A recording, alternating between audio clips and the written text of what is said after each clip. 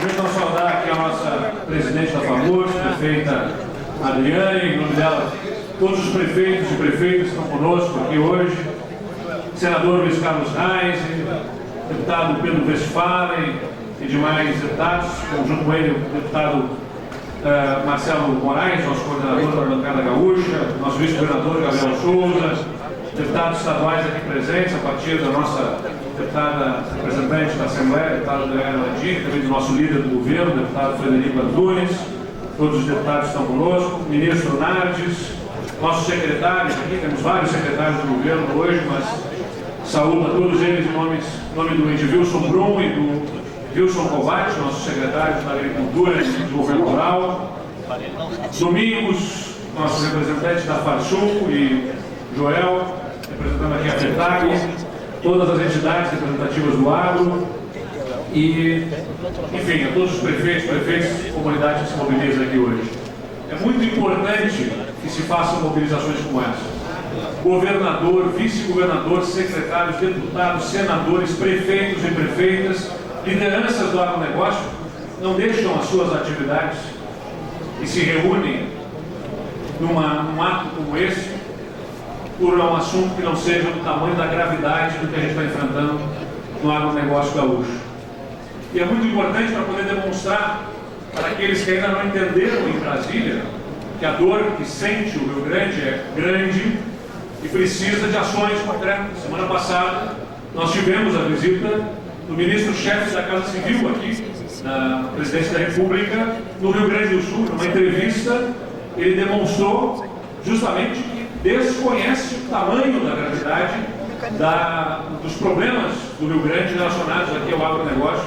Não se trata apenas da enchente do ano passado, se trata da recorrência de eventos climáticos que nos fizeram perder muito da nossa produtividade.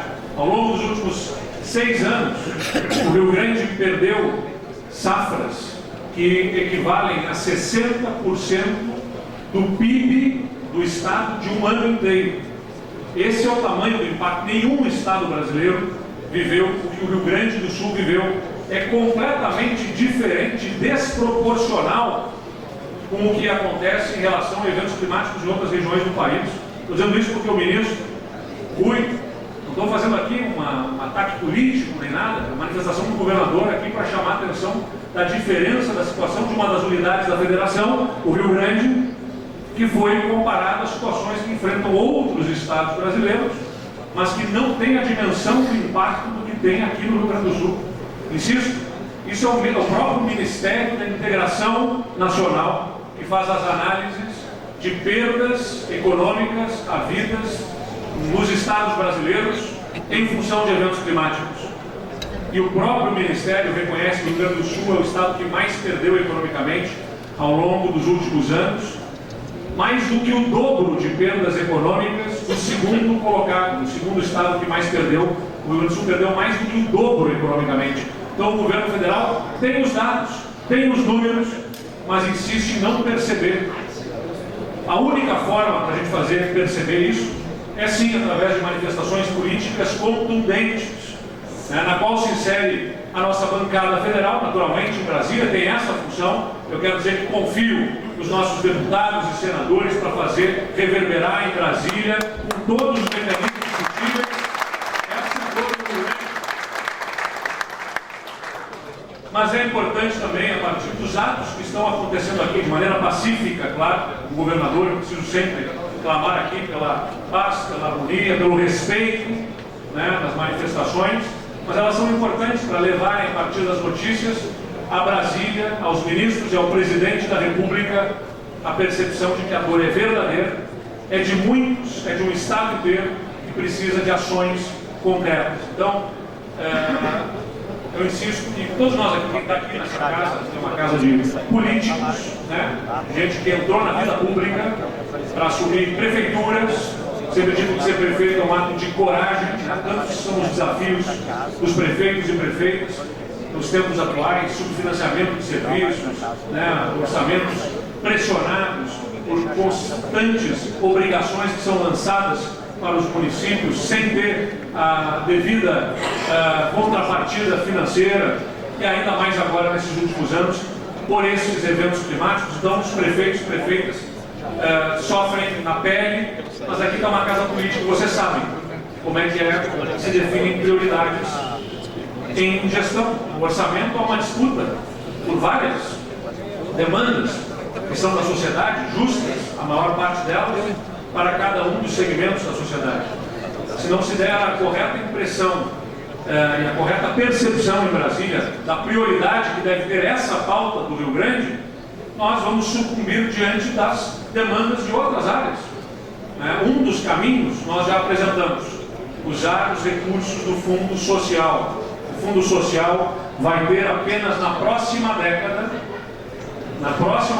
praticamente R$1 trilhão. O Fundo Social, os recursos dos royalties de petróleo, do pré-sal, da seção onerosa, de tudo que irriga o Fundo Social. O Fundo Social recebe recursos dessas fontes do pré-sal, especialmente exploradas, e crescente exploração nesses últimos anos. Ele vai rodar por ali R$1 trilhão até meados da próxima década. É justo, ao nosso ver, que a lei prevê isso e se possa colocar parte desse recurso para ajudar uma área que está sendo fortemente atingida pelas mudanças climáticas, como é o nosso agronegócio, na unidade da federação que mais perdeu por isso, que é o Rio Grande do Sul. É isso que nós estamos demandando. Eu quero apenas dividir com vocês essa apresentação, Aliás, Joel, por favor, aqui que o Estado faça a sua parte.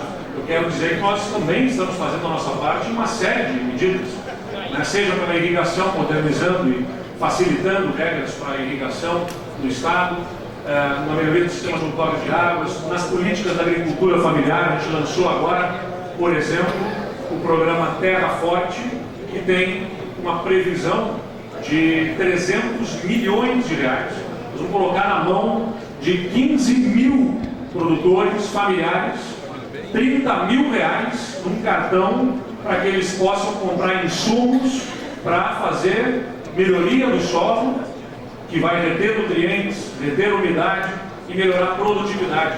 R$30 mil num cartão para comprar insumos em cada um das nossas unidades de agricultura familiar, com o apoio técnico da Emater, com toda a estratégia para disseminar as melhores práticas. Não é pouco dinheiro, R$300 milhões só na primeira etapa. A gente vai ampliar isso ao longo das próximas etapas e a gente tem a intenção de chegar até R$1 bilhão de investimentos diretos aqui na nossa produção primária. E além disso, a gente acabou de anunciar na semana passada que o programa do Troca-Troca de Sementes, que a FETAG conhece bem, nesses 2 próximos anos, não terão apenas uma parcela de subvenção do Estado, que gerava ali em torno de 30% de subvenção. Nós vamos subvencionar integralmente, por isso que se chama milho 100%. O Estado vai entregar para os nossos produtores totalmente subsidiado o milho, semente de milho e do sorgo. Então, só aqui vão ter R$180 milhões de subvenção do Estado para os nossos produtores, para a produção de milho, de sorgo, desencadeia benefícios na cadeia leiteira, na proteína animal, enfim, também aqui no Estado. Então, só aqui são R$500 milhão anunciados na semana passada por parte do governo do Estado, dirigidos aos nossos produtores, especialmente da agricultura familiar. Mas vocês sabem também, a gente está buscando ajudar os municípios nas estradas rurais. Sei que estão especialmente demandados os prefeitos de manutenção de estradas, por conta, inclusive, das chuvas. A gente destinou R$300 mil para cada um dos municípios, demandando recursos para maquinário de manutenção de estradas. Mas quero também destacar a vocês, vou passar aqui mais rapidamente, as nossas articulações relacionadas à dívida dos nossos produtores. Então, primeiro ponto, o que aconteceu com o Rio Grande não dá para ficar comparado com outras unidades da federação. Não dá para aceitar que o ministro venha aqui e faça a comparação de que, olha, o Rio Grande do Sul enfrentou os outros estados também. Está errada essa comparação, que o Rio Grande do Sul vivenciou. Basta ele pegar lá no Ministério da Integração os relatórios e ele vai ver perdas muito maiores no Rio Grande. O governo federal não pode ficar inerte a isso. Segundo, aquilo que o Domingos agora ressaltou e eu tenho insistido permanentemente, o Rio Grande tem que demandar a Brasília a atenção que é dada às outras regiões e a outras unidades da federação. Não está certo, né? Você observar, por exemplo, incentivos tributários específicos, como incentivo de zerar IPI para a fabricação de veículos no Nordeste, no Norte e no Centro-Oeste. Você tem ICMS interestadual, quando envolve essas outras regiões, a 7%, é isso, Daniel, na verdade? A 9%, para nós é 12% de ICMS interestadual. Fundos constitucionais que turbinam a arrecadação dessas outras regiões, dirigidas a empréstimos subsidiados nos seus bancos de desenvolvimento, zona franca, né, em determinada região do país, que foi ampliada, inclusive, na reforma tributária, o Sudeste com as receitas turbinadas dos royalties, e nós, na região Sul, não temos nenhum desses mecanismos, não temos fundo constitucional, não temos incentivos tributários específicos, não temos as receitas turbinadas pelos royalties, e não temos, no momento dramático que nós vivenciamos, o devido auxílio. Está errado isso. Nós precisamos mostrar com clareza para Brasília de que o Rio Grande não pede privilégio, não pede uma diferenciação em relação a outras unidades. Nós pedimos que seja dado para nós a atenção que a gente observa da União em direção a outros estados quando eles precisam.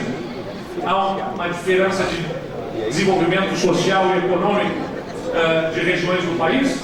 A União coloca o seu orçamento para ajudar outras regiões, com esses mecanismos como isso que eu falei, né, nos funcionais, por exemplo.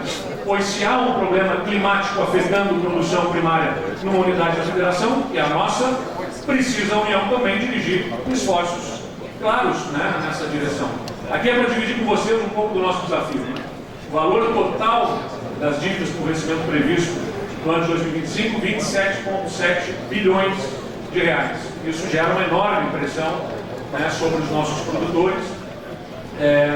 E o desafio que está aqui posto, né, é que as prorrogações, elas se deram especialmente sobre essa parte de Pronaf, Pronamp, enfim, mas não há a prorrogação relacionada a outras dívidas, né, dos produtores junto às cerealistas, como foi falado, né, cooperativas, enfim.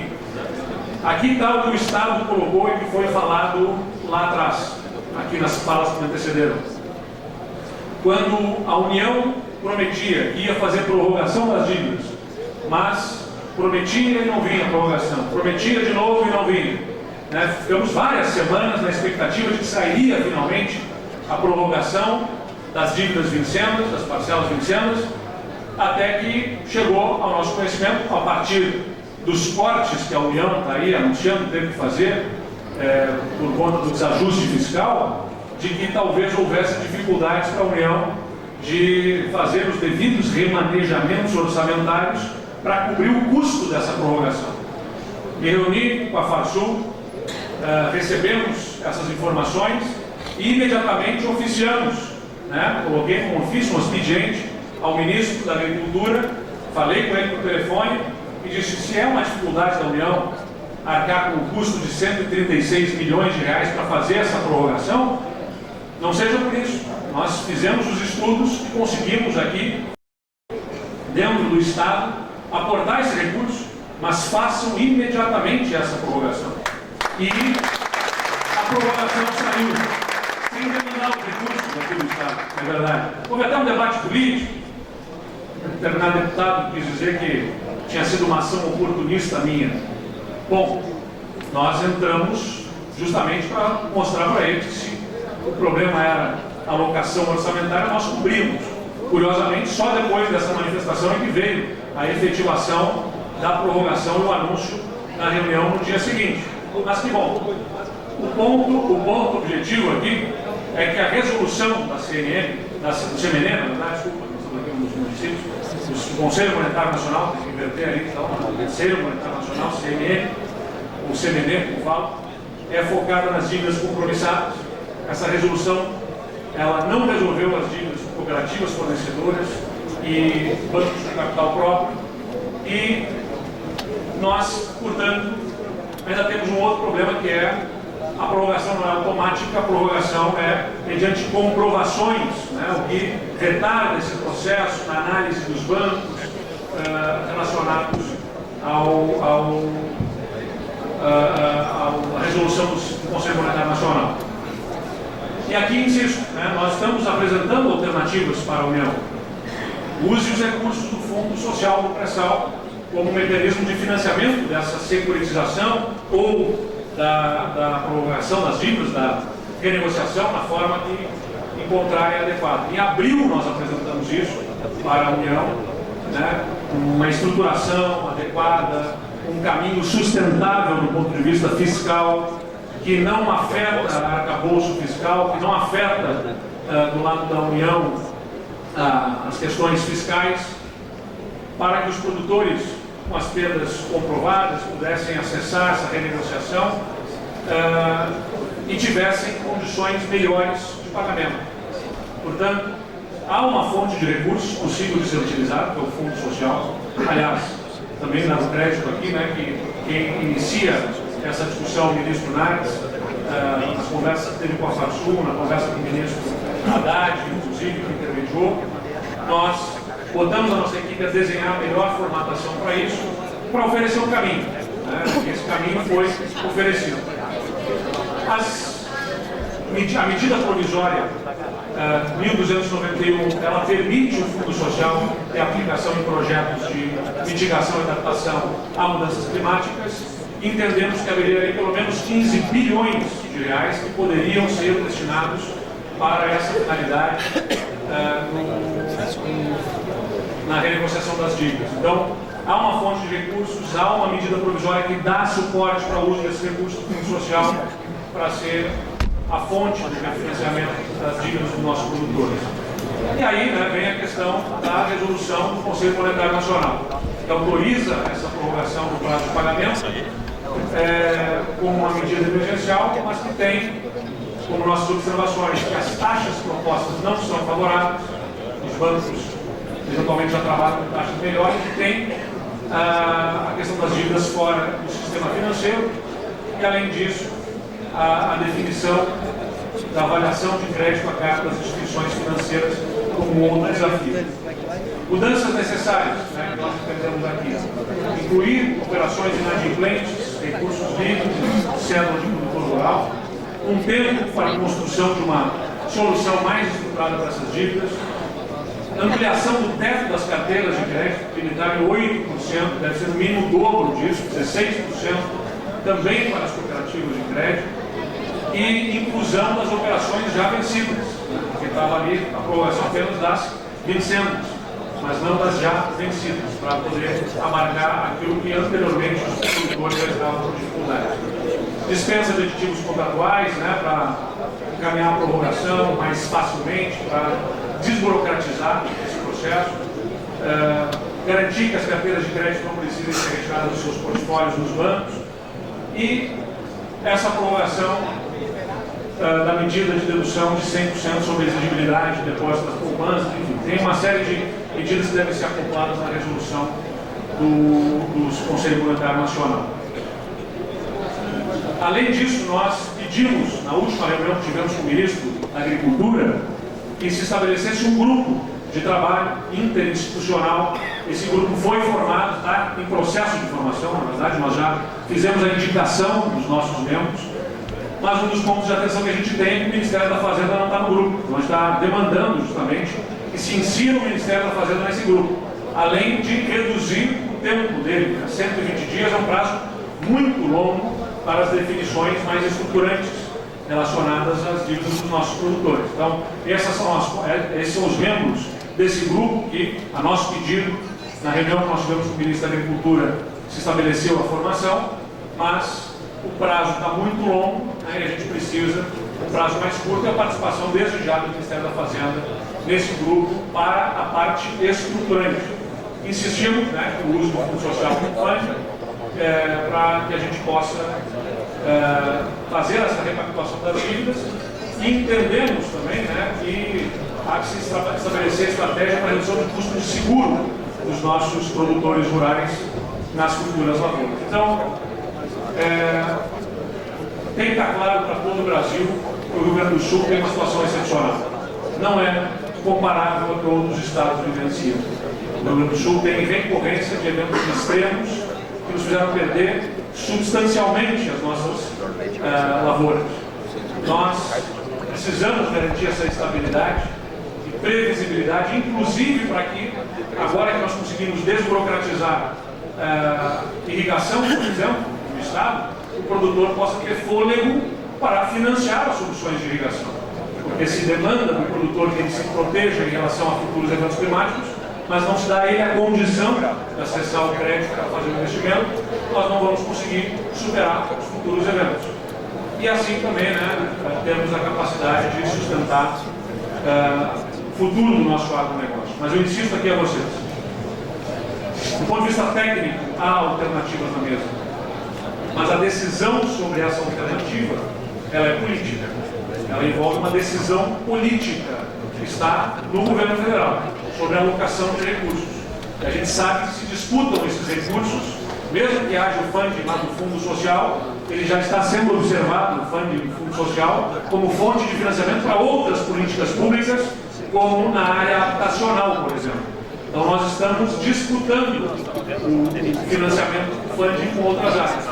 Por isso que eu insisto que é muito importante que haja, sim, manifestações, que haja a clara demonstração da urgência para o Rio Grande do Sul, que só os movimentos políticos são capazes de fazer, para que Brasília compreenda que não é uma questão de opção, vai colocar mais nessa área ou naquela, porque politicamente atende melhor os grupos que eventualmente sejam a sua base, deixando um Estado que responde por uma boa parte da economia nacional, no momento que você tem super safra no país, ter uma frustração de safra impactando no bolso dos nossos produtores e limitando a nossa capacidade de financiar as nossas próximas lavouras. Então, é urgente, é extremamente necessário. Como governador, a gente, em governo, somado até os meus secretários, temos posicionado isso recorrentemente aos ministros, aos presidentes das casas, da Câmara e do Senado. A bancada federal, percebo, está fazendo também essa mensagem, levando essa mensagem lá em Brasília, a alternativa da posta à mesa, que agora precisamos fazer com que haja essa compreensão política e a urgência para rapidamente o Ministério da Agricultura, o Ministério da Fazenda levarem a Presidência da República e baterem na mesa, decidindo um caminho para fazer esse refinanciamento que não pode mais esperar. Mais uma vez, presidente Adriane, parabéns por essa mobilização, acho que é muito importante, vai ajudar a dar um tom, a dar mais uma vez à imprensa, através da imprensa, essa percepção da urgência que se tem para essa renegociação das dívidas dos nossos produtores. E todos os prefeitos, todos nós precisamos manter isso, essa chama acesa no âmbito local, através da mídia, da imprensa,